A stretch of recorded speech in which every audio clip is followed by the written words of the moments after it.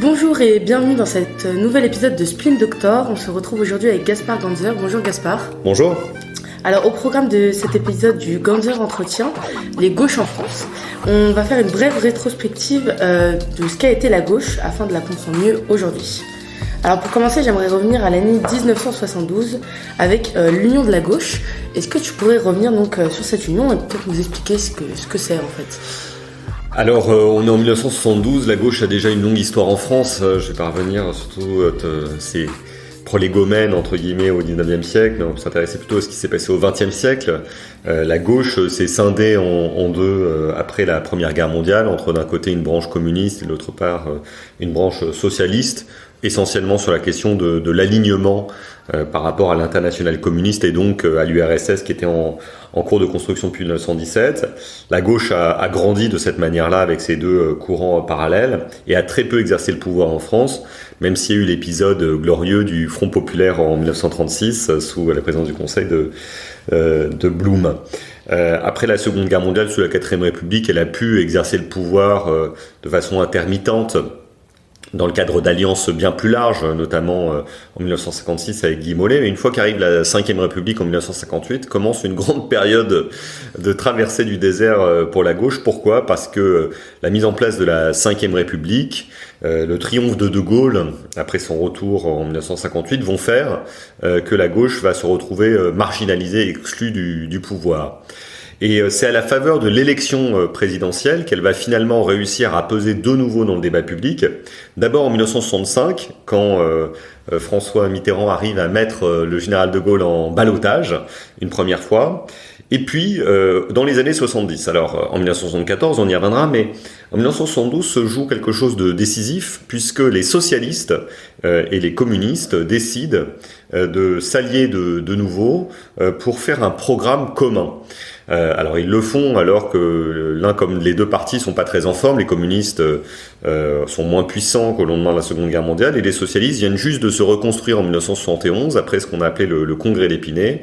Ils ont un nouveau chef qui est François Mitterrand, qui n'était pas de gauche au départ mais qui l'est devenu, et ils ont la conviction que c'est en s'alliant qu'ils vont réussir à prendre le pouvoir, puisque la 5e République favorise la bipartisation et que la gauche désunie ne peut pas exercer le pouvoir, la gauche unie peut espérer le faire. D'accord. De façon plus actuelle, du coup, on voit que certains maires appellent à la grève des signatures de parrainage pour réclamer l'union de la gauche. On voit aussi l'union populaire, donc on voit qu'il y a une demande d'union de la gauche. Est-ce que c'est possible qu'il y ait une union aujourd'hui ? Est-ce que c'est nécessaire pour que la gauche puisse gagner ? La gauche n'a jamais gagné que quand elle a su se réunir. Alors pas forcément au premier tour, parce que quand Mitterrand gagne en 81 et en 88, ou quand François Hollande gagne en 2012, il y a plusieurs candidats de gauche au premier tour. Candidat, on va dire de la gauche radicale pour François Hollande, il y avait Mélenchon face à lui. Candidat des Verts, c'était Eva Joly. Mais il n'y avait pas un éparpillement, c'est-à-dire qu'il y avait plusieurs candidatures fortes, mais pas d'éparpillement. C'est la force en fait qui a créé le rassemblement au bout d'un moment, et pas le rassemblement qui a créé la force. Donc je pense qu'il ne faut pas nécessairement être obsédé par le rassemblement avant le premier tour pour l'emporter. En revanche, il faut quand même qu'il y ait des forces importantes représentées. Le problème, c'est qu'à l'heure actuelle, il n'y a pas de force dominante à gauche. Les trois principaux candidats qui se dégagent à l'heure actuelle, que sont Anne Hidalgo, Yannick Jadot et Jean-Luc Mélenchon, il n'y en a aucun des deux qui fait plus de 10%. Donc c'est François Hollande qui a dit que c'est une alliance lilliputienne ou de Lilliputien. Ça a été à la fois drôle et méchant. Et ce qui est certain, c'est que la gauche, si elle veut se reconstruire et peser dans la présidentielle, elle va devoir s'unir. D'accord. Du coup, on revient à 1981, donc comme tu l'as dit, à l'élection de Mitterrand, qui devient le premier président de la gauche à être élu, et le PS qui redevient le premier parti de la gauche. Quels sont les éléments qui ont permis à Mitterrand de remettre le Parti socialiste sur pied en fait, comment ils ont réussi ça? Donc tu m'as donné une clé de réponse avec cette union. Est-ce qu'il y a d'autres choses qui ont été faites? Déjà, ça a pris beaucoup de temps. Il ne faut pas oublier que Mitterrand, il est candidat pour la première fois à l'élection de 1965. Il ne peut pas être candidat en 69. Il perd en 74 de très peu et il finit par gagner en 81. Il gagne alors que il est déjà assez âgé, qu'il a un très long parcours politique puisqu'il a commencé au lendemain de la Seconde Guerre mondiale, et lui-même dit qu'il a le sentiment de gagner quasiment 7 ans trop tard. Donc il gagne parce que ça prend du temps, parce que lui-même a de l'expérience, il est roué, il est fort dans le combat politique, même à la télévision face à Giscard, et puis parce que derrière, il a une équipe plus jeune, qu'on a appelé les Sabras, et puis des personnalités fortes qui commencent à se dégager, Lionel Jospin, Laurent Fabius, qui viennent compléter les rangs déjà bien garnis avec Michel Rocard, Mauroy, Chevènement. Donc il y a des personnalités extrêmement fortes autour de Mitterrand qui dispose d'un leadership incontestable en 81, même si Rocard a essayé de lui en prendre. Et puis enfin, il y a des idées, quoi. Je crois que la politique, c'est avant tout des idées, et il y a les 100 propositions du candidat Mitterrand, un vrai programme politique, tant sur la question économique que sur les questions sociales, et c'est vraiment important pour l'emporter. D'accord. A contrario, le Parti communiste, lui, n'a cessé d'être en déroute. Donc, comme tu l'as dit, il n'est jamais revenu au score d'après la Seconde Guerre mondiale. Est-ce que ce déclin il est uniquement dû à la chute de l'URSS et des idées communistes, ou alors à une sorte de modification de la formation du peuple français, ou peut-être autre chose ? En fait, c'est trois choses. Tout d'abord, le Parti communiste a évidemment souffert de la chute de l'Empire soviétique, c'est incontestable. D'autre part, je pense qu'il y a toujours une place en France pour une gauche radicale. On l'a vu d'ailleurs aux dernières élections où Jean-Luc Mélenchon a fait près de 20%, mais qu'elle est moins attachée directement au Parti communiste français, même si là, Fabien Roussel a un candidat. Il y a de la place pour cette gauche radicale, mais dans un espace politique qui est plus réduit, parce que la France penche quand même très sévèrement à droite. Et puis la troisième chose qui compte, c'est que aujourd'hui, la gauche radicale ne semble pas avoir de stratégie de conquête du pouvoir, ou en tout cas de rassemblement. Jean-Luc Mélenchon n'a pas choisi, à ce stade, ça peut peut-être changer, de se recentrer suffisamment pour pouvoir ramener à lui plus d'électeurs prêts à voter pour les Verts ou pour les socialistes. Mais les choses peuvent changer. D'accord. Alors en 2002, Lionel Jospin est éliminé au premier tour avec 16,18% des voix. Se retrouvent alors Jean-Marie Le Pen et Jacques Chirac au second tour. C'est une grande défaite pour la gauche et Pierre Moscovici dira même que c'est à ce moment-là que le PS devient l'homme malade de la politique française. On considère souvent donc que 2002 c'est un moment de rupture dans l'histoire de la gauche. Est-ce que c'est le cas ? Oui, clairement, parce que la gauche prend conscience de sa fragilité, et à un moment paradoxal, puisque ça fait 5 ans que la gauche a le pouvoir avec Lionel Jospin, et que le bilan de Lionel Jospin est exceptionnellement bon. Taux de croissance très fort, chômage très bas, des réformes très importantes pour la société, la création de la couverture maladie universelle, les emplois jeunes, les 35 heures, un traité sur l'Europe à Amsterdam avec un volet social, plein de choses extrêmement positives dans un monde en plus qui est incroyablement en paix, même si à la toute fin du quinquennat, enfin de ce mandat de Jospin, il y aura, qui n'est pas un quinquennat mais un mandat législatif, il y aura le 11 septembre 2001. Et en fait la gauche perd pour 3 raisons. La première parce qu'elle est extrêmement divisée, il y a les candidats verts, écolos, communistes, il y a trop de candidats d'extrême gauche. 2, parce que Jospin certainement n'arrive pas à dégager le temps suffisant pour faire campagne, parce qu'il est Premier ministre et c'est très difficile d'être Premier ministre et en campagne en même temps. Et troisièmement, parce qu'il y a assez peu d'idées nouvelles. En réalité, en 2002, la proposition, c'est de continuer ce qui a déjà été engagé. Or, une élection présidentielle, c'est pas un bulletin de notes dans lequel on vous accorderait un 18 sur 20 parce que vous avez bien travaillé pendant 5 ans. Non, c'est une promesse. C'est un engagement pour le futur, un espoir. Et si vous n'êtes pas capable de proposer quelque chose de totalement différent, de totalement nouveau, vous perdez. D'accord. Alors, même si Lionel Jospin est sorti au premier tour, on remarque qu'aux élections législatives, il n'y a pas un effondrement du PS. Si jamais c'est un moment de rupture, comment on peut expliquer qu'au final, il ne se soit pas tant effondré que ça ? Je pense qu'à l'époque, quand même, la gauche était encore forte dans le pays et dans l'opinion publique. Près de 50% des Français étaient de gauche, entre 40 et 50%. Donc, c'est pas le cas aujourd'hui. On n'est pas à ce stade, en tout cas. Première raison. Deuxième raison, c'est parce qu'il y a eu certainement un retour du refoulé par rapport à ce qui s'était passé le 21 avril. Donc les électeurs se sont mobilisés, voire surmobilisés pour voter à gauche, peut-être parce qu'ils ne l'avaient pas fait quelques semaines plus tôt. Et troisièmement, il faut quand même reconnaître que François Hollande, qui a repris le flambeau de la gauche à ce moment-là, parce qu'il était premier secrétaire du Parti Socialiste, a été très bon et très offensif, bien entouré qu'il était par Martine Aubry, Laurent Fabius et quelques autres. Et donc ils ont limité les dégâts. Et ils ont préparé une nouvelle alternance qui n'est pas intervenue en 2007, même si ça ne s'est pas joué à grand-chose, mais en 2012. Voilà, du coup, on arrive à 2012, qui est donc une grande année pour le PS, avec François Hollande, qui est le deuxième président socialiste de la Ve République. Un peu la même question que pour Mitterrand, quels sont les éléments qui lui ont permis de faire gagner cette gauche ? Au final, est-ce que c'est les mêmes ? Est-ce que c'est d'autres ? Comment ça s'est passé? Alors je pense que c'est un peu différent, mais bon, il y a quand même des points communs. Le premier point commun, c'est le temps, hein. Il aura fallu 10 ans pour que la gauche revienne au pouvoir entre 2002 et 2012, et la gauche n'avait pas gagné l'élection présidentielle depuis 88. Donc la gauche ne gagne que rarement quand même, hein, il faut le remarquer. La deuxième chose, c'est que je pense quand même que François Hollande a bénéficié de la très bonne campagne qui avait été faite par Ségolène Royal 5 ans auparavant, qui avait réussi à rassembler la jeunesse, à s'exprimer à s'adresser à toutes les couches de la société, à inventer des choses nouvelles très intéressantes comme désir d'avenir, une horizontalité dans la politique. Et puis après, il a quand même réussi à faire deux choses exceptionnelles. La première, c'est rassembler tout le Parti socialiste dans sa diversité et préparer un rassemblement de la gauche, parce qu'il connaissait parfaitement les arcanes du Parti socialiste et de la gauche, donc il était bien placé pour le faire, au prix de certains compromis. Et puis, il avait des idées. Et quand on a des idées, ça finit toujours par marcher.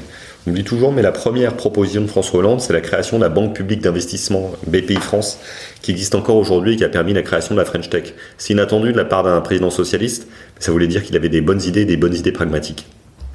À la fin du quinquennat de M. Hollande, il y a beaucoup de critiques. Olivier Faure, patron du Parti socialiste, prononce un discours dans lequel il est très critique vis-à-vis du président. Il dit « François Hollande n'a pas su proposer un projet de société vraiment explicite, mettant en œuvre des solutions sans vision apparente. Nous sommes apparus comme incapables d'incarner une réelle alternative au libéralisme mondialisé, une protection face aux nouvelles menaces. » Alors déjà, est-ce que vous êtes en accord avec ces paroles? Et puis, pour vous, quel est le bilan de François Hollande vis-à-vis de la gauche? Les propos d'Olivier Faure s'expliquent beaucoup par le contexte interne au Parti socialiste. La gauche a souffert de perdre en 2017, un peu par surprise, en faisant un très mauvais score. Il a fallu trouver des explications et un bouc émissaire, et François Hollande était tout trouvé. Je pense que moi, j'en veux pas du tout à Olivier Faure de chercher ces explications-là, surtout qu'il a repris le flambeau du Parti socialiste, donc il a du mérite de le faire.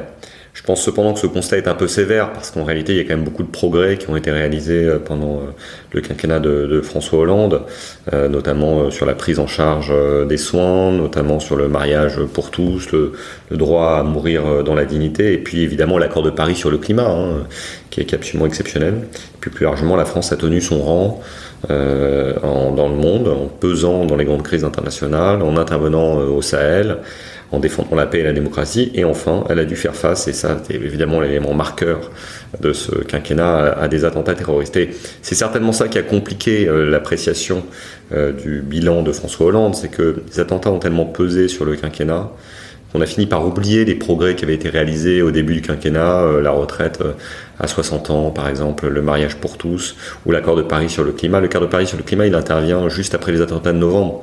Donc sur cette fin d'année de 2015, on se souvient parfois plus des attentats que de l'accord de Paris, mais l'accord de Paris, il est resté, et on voit chaque jour à quel point il était important. Alors du coup, on parle de l'année 2017, on l'a souvent entendu, c'est une année très particulière. Pour le PS, c'est une grande déception, puisque Benoît Hamon fait 6,36% au premier tour. Il dira lui-même que c'est un échec et une profonde meurtrissure. Je mesure la sanction historique légitime que vous avez exprimée envers le Parti socialiste. Alors ce que je me demande, c'est est-ce que la gauche, elle est vraiment menacée, ou alors ça serait plutôt le clivage gauche-droite qui est dépassé et délaissé par les Français? Alors je pose cette question parce qu'on a souvent l'impression qu'il y a des candidats hors de ce clivage qui apparaissent et qui plaisent. Du coup, est-ce que le clivage est dépassé? Moi, je pense pas du tout que le clivage droite-gauche soit dépassé totalement.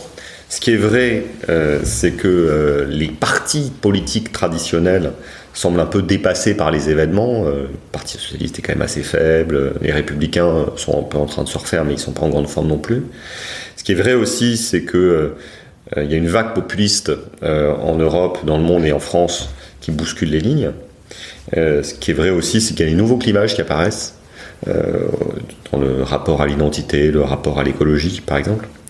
Mais cependant, je pense qu'il y a encore une place pour une vraie gauche qui propose un autre chemin sur le rapport au monde et à la mondialisation, sur l'Europe, et qui se ressaisissent de ces thèmes capitaux que sont la lutte contre les inégalités, la lutte contre la pauvreté, l'émancipation individuelle, l'attachement au service public et bien évidemment l'écologie. Mais c'est une gauche qui ne se déploiera pas nécessairement simplement dans le chemin qui a longtemps été tracé par le Parti socialiste. Peut-être que ça sera un chemin qui sera tracé par d'autres partis politiques. D'accord. Alors, on dit souvent des classes populaires qu'elles se sont déportées vers l'extrême droite. Est-ce que c'est vrai tout d'abord? Et si oui, est-ce que c'est le résultat d'un échec de la gauche à les représenter? Alors c'est vrai que ça fait longtemps que l'extrême droite est devenue le premier parti ouvrier de France, hein. Ça fait depuis 1988, hein, donc ça date pas d'hier.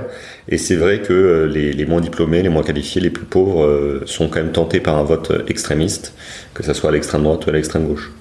Le Parti socialiste, la gauche, est très largement le parti des employés, des classes moyennes, des professions intellectuelles, supérieures ou non d'ailleurs. Et le défi pour la gauche, c'est de réussir à refaire cette synthèse entre ces classes moyennes, ces professions intellectuelles, ces fonctionnaires, ces enseignants, et les classes populaires qui, pour certaines, votent pour les extrêmes, mais pour d'autres, ne votent pas, en réalité. Et la clé dans ce mouvement, c'est la jeunesse. Je pense que la gauche parviendra à renaître de ses cendres le jour où elle aura retrouvé un discours en direction de la jeunesse. Ça passe par un discours très offensif sur l'écologie, sur le rapport au monde et à l'Europe, mais aussi en se citant de sujets qui sont très importants pour la jeunesse, comme le sens que l'on donne à sa vie, la lutte contre les discriminations, la prise en compte des questions de genre. Il faut que la gauche construise un discours intelligent sur ces sujets. D'accord, mais en construisant ce discours donc pour la jeunesse, est-ce qu'il n'exclut pas d'autres électeurs qui ne se reconnaissent pas du tout dans ce discours-là en fait? Et comment ils peuvent faire cette synthèse entre ce qu'attendent les jeunes, qui peut être en opposition à ce que d'autres attendent en fait? Il y a un moment, il faut quand même choisir. C'est-à-dire que c'est difficile de plaire à tout le monde. Moi, je pense que la gauche, c'est le camp de l'avenir. Évidemment, il faut toujours s'adresser à tout le monde. Mais la gauche, elle ne doit pas se projeter simplement à l'échelle d'un quinquennat, mais à l'échelle d'une génération. Et cette génération, c'est la génération qui prend le pouvoir dans les urnes, entre guillemets, en ce moment, qui a entre 18 et 40 ans. On est jeune jusqu'à 50, 60, 70 ans, c'est pas simplement une question de jeunesse, mais il y a cette génération qui arrive sur le marché du travail, dans la vie, qui rentre dans la vie active. Et elle est largement déboussolée, cette génération, et il faut lui apporter des réponses par rapport à la mondialisation, par rapport à l'Europe, par rapport au travail, par rapport à l'écologie, par rapport aux questions de genre et plein d'autres sujets. Et c'est ça le devoir de la gauche, de mon point de vue. Alors en 2002, on attribuait la défaite de Lionel Jospin, en partie en tout cas, à la capacité du PS de saisir des questions d'insécurité. Est-ce qu'on est dans la même logique actuellement? Est-ce que les schémas se reproduisent? Alors je pense pas du tout. Je pense que l'insécurité est un sujet en France, mais qu'il n'y a pas une seule façon de répondre à ce problème. Et la façon qui est proposée par la droite à l'heure actuelle, très très dure, souvent caricaturale, stigmatisante, n'est pas la bonne.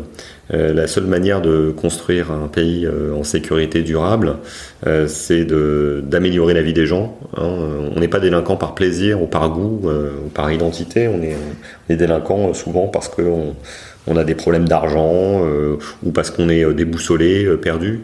Donc la réponse à l'insécurité, c'est le pouvoir d'achat, l'emploi, l'éducation, bien évidemment, et puis des services publics de qualité pour prendre en charge ceux qui s'éloignent du chemin de la légalité, à la fois pour arrêter les voleurs et les violeurs et les tueurs, bien évidemment, mais aussi pour travailler sur la réinsertion, l'éducation sur le long terme. D'accord. On a souvent entendu que la gauche ne se saisissait pas de ce sujet. Est-ce qu'elle ne se saisit pas de ce sujet? Est-ce qu'elle devrait plus s'en saisir? On a l'impression qu'ils sont un peu muets en fait, face à une droite qui en parle énormément. Non, mais je pense qu'elle doit parler de ce sujet comme elle doit parler d'autres, mais on ne peut pas parler de tous les sujets aussi forts. Donc moi je pense que les sujets prioritaires pour la gauche, c'est la lutte contre les inégalités, l'éducation, l'écologie, l'universalisme, la sécurité, ça compte aussi. Mais ça ne doit pas être la priorité pour la gauche. D'accord. Alors, pour conclure, on a souvent entendu que la gauche était morte, entre guillemets, dans l'histoire, mais on voit qu'elle est souvent remontée, c'était souvent trompeur comme idée. Donc aujourd'hui, est-ce qu'elle peut revenir dans la course? Est-ce qu'elle a encore sa chance pour être au second tour des élections? Alors déjà, rien ne se passe jamais comme prévu, donc peut-être qu'on aura un candidat de gauche au second tour de l'élection présidentielle de 2022, en tout cas c'est possible, si la gauche se rassemble. Ça sera probablement autour de l'écologie, mais on verra ce que l'avenir nous réserve. Mais surtout, au-delà de l'élection de 2022, je suis sûr que la gauche peut se reconstruire parce que les idées de gauche sont à la mode. L'écologie, le pouvoir d'achat, la lutte contre les inégalités, le rapport au monde. La gauche est la seule qui peut encore proposer un discours ouvert sur le monde, sur l'avenir. Donc, vous écoutez le discours politique à droite et à l'extrême droite, c'est terrifiant, ce rétrécissement, cette obsession identitaire, ce souverainisme exacerbé. Donc je pense que la gauche a de l'avenir parce que ce sont ces idées qui ont l'avenir, mais bon, pour y arriver, il faut beaucoup travailler, beaucoup travailler, et il faut permettre à une nouvelle génération d'arriver au pouvoir. On voit souvent les mêmes têtes encore aujourd'hui. C'était un épisode de Spin Doctor, le Ganser Entretien. Merci à tous de nous avoir écoutés et à bientôt pour un nouvel épisode.